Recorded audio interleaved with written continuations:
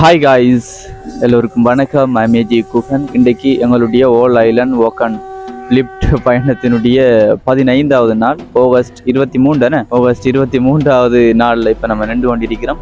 இப்போ நின்று கொண்டிருக்கிற இடம் கண்டியில் இருக்கக்கூடிய புகழ்பெற்ற பௌத்த ஆலயமான தலதா மாளிகைக்கு முன்னுக்கு தான் நிற்கிறோம். அப்படின்றது உங்களுக்கு தெரியும்.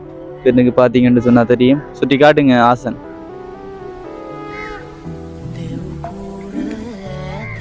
நிறைய மக்கள் வழிபாட்டுக்காக வந்து கொண்டிருக்கிறாங்க.